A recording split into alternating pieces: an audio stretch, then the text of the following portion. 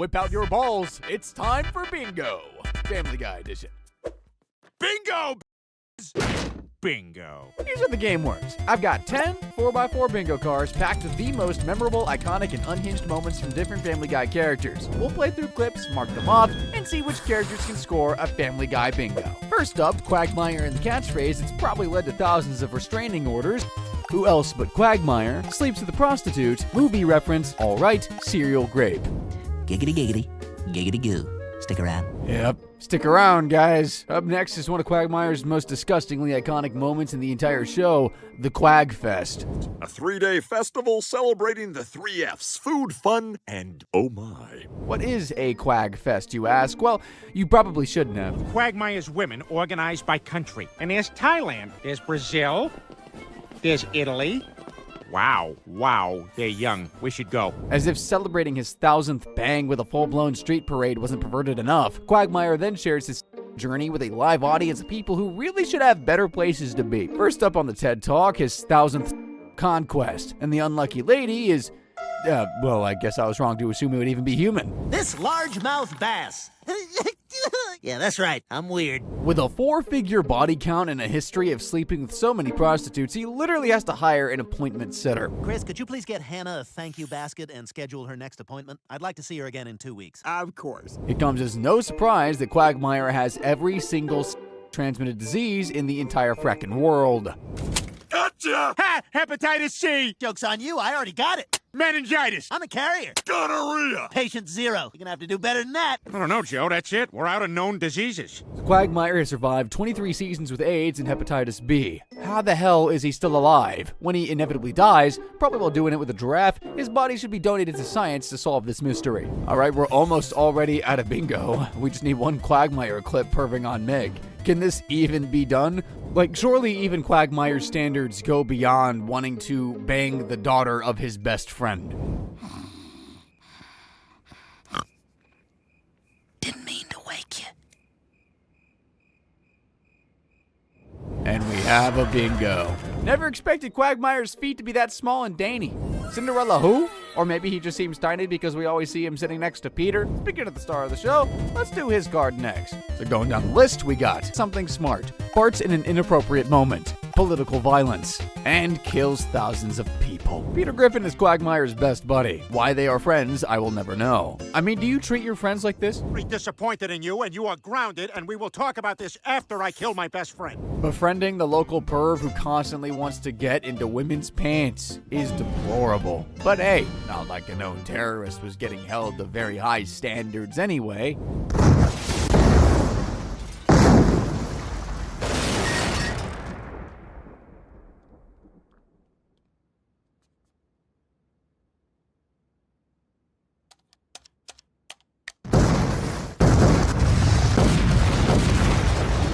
All right, what else did I have to do today? Ah, yes, overdose in my apartment. I better get home. I think we can all agree Peter should have won the worst husband, father, just all-around human award every year since 1999. Dude really is the definition of human utter garbage. Remember that episode where he almost killed his wife? Oh wait, there's like 50 of those. Let me narrow it down. Remember Baby, It's Cold Outside? In this episode, Peter remembers National Dachshund Day, but not his own wedding anniversary, so he panics and books a last-minute dinner date at sea. Happy anniversary, Lois. Huh? Did I tell you? Isn't this nice? You've really surprised me. A romantic dinner on a boat? Right? Who needs a fancy restaurant when you can be wet and kind of dizzy? Oh, Peter, it's just perfect. Well, except for that cruise ship. Is the election over yet? We are all pooping in the sink. I'm from Iowa, so I still think this is awesome. He's actually being a good husband for once, and Lois is so pleased she strips down naked and goes skinny dipping. As James Cameron has proven, romance and ocean never mix. So soon enough, a hungry shark starts heading for Peter. Peter,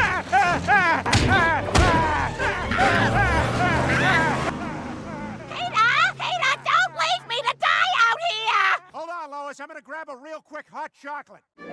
The shark turned out to be a dolphin, but we're still crossing off husbands so frickin' hard. Like, if there's ever a reason to file for divorce, a spouse leaving you to be ripped to shreds is pretty much at the top of the list, I would assume. Definitely up there. Jail time is also a pretty dang good reason. If Peter were actually charged for his crimes, imagine how long his sentence would be for this little blunder.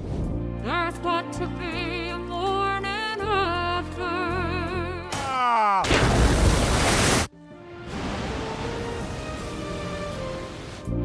what to be. And that was the moment he knew he should have called Weight Watchers. Kidding, Peter doesn't care that he's fat or that his shenanigans kill thousands of people. It's happened so many times, mass killing really comes as natural to the guy as annoying everybody around him. But bird's a word, well a bird, well a bird is a word, well a bird. Chris, don't you know about the bird? Make everybody knows that the bird is a word. This stupid song is Peter's favorite jam of all time, and the lyrics come out of his mouth almost as often as his iconic catchphrase. Keep the change, Roadhouse.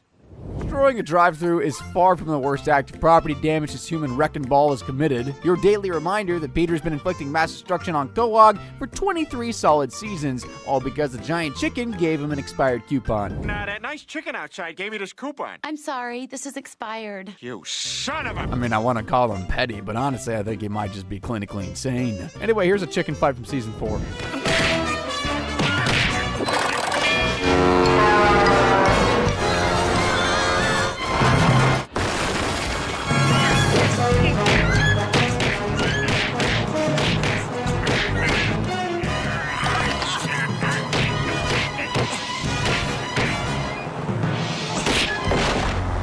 Alrighty guys, I've got a says something smart tile on here, but that might literally be impossible. Let's go for child mistreatment instead. Like, that's the easiest bingo ever. Stay still.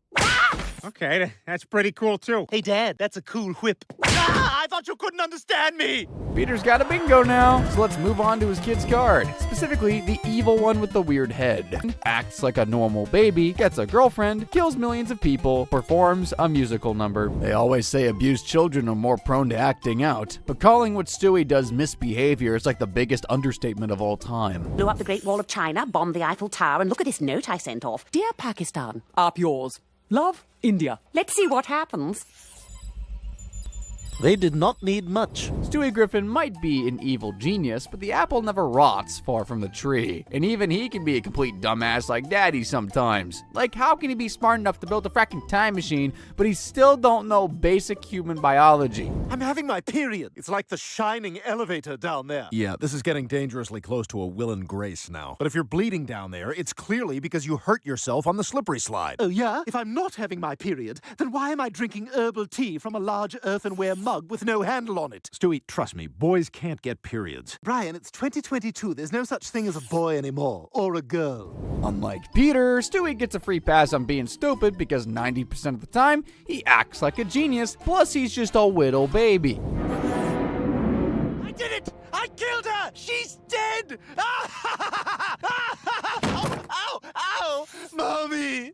Mommy! Oh, yeah, that's right. Ignoring the cold-blooded murder, it's kind of nice to see Stewie act like a normal baby sometimes. Like any other ordinary baby, he's got his favorite teddy bear, but he loves him a bit too much. We accept you. All right, who wants to get thrupped first?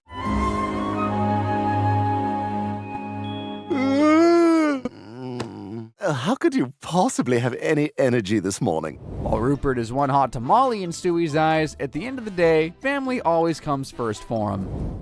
Oh, well, look at you, Mr. Sleepyhead. Mind if I join you? Don't mind at all. Feels good to have my old body back. I am out of here. No, you can't still watch. There's nothing to watch. It's not happening. Yep, if there's any scene worthy of the WTF tile, it's a baby trying to commit literal while his teddy watches. In all seriousness, though, Stewie really does love his family more than an old bear. Well, the dog, at least. In Peter Pumpkin Cheater, Stewie wants to go as Cher for Halloween, but Brian refuses to dress up as Sonny. He can always count on Rupert to take him trick-or-treating, though, but first he'll need to bring him to life.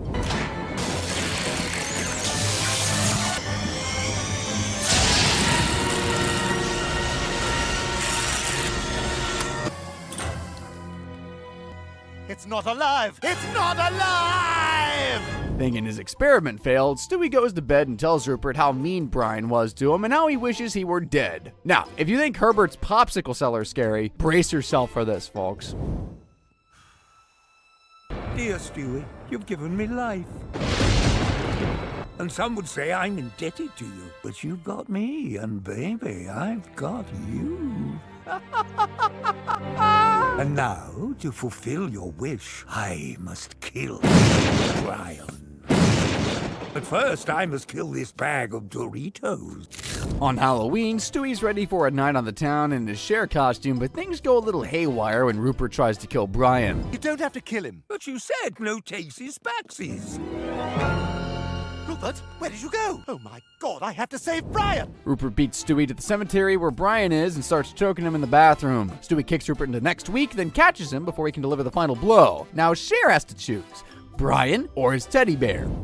Back time! If I could find a way, I'd take back those words that have hurt you, and you'd stay! Lois watched Rupert, and while I'm sure he still stank, Stewie was just glad to have his old bear back. We got a bingo now, folks! Let's move on to our next character. Who's it gonna be? Brian. We're gonna make it Brian. I mean, Stewie and him go together like peanut butter and frackin' tartar sauce. Just me, starting from the top. Racism gives Stewie herpes, scene that drags out too long. And what better title to start with than the one Bri gets up to the most? In reverse, technically. Oh, that was incredible. And hey, sorry I barked when you took your pants off. Ready to go again? Oh, I need time. While he's no Quagmire with 1,000 bangs, Brian does shockingly well in the dating department considering he's a dog and just a total most of the time. Hey, how's it going? Good. Those are huge. What? I said you don't have that! Hey, buddy, you're not looking so good. Who cares how I look? Nothing matters. Fun fact, Frank Sinatra Jr. voiced himself in that episode, so we can go ahead and mark off our celebrity cameo tile right there. As you all probably know, Brian slept with a lot of human chicks, Jillian, Jess, and Brooke, just a few. But don't get it twisted, Doggo's always up for a good time with his own species. Zebras! Yeah! Come on, go! What's Brian doing? Oh my God. He's violating Seabreeze. No, he's just awkwardly positioning himself. Now he's violating Seabreeze. As you can see, Brian's a real player, and sometimes just straight up. But who?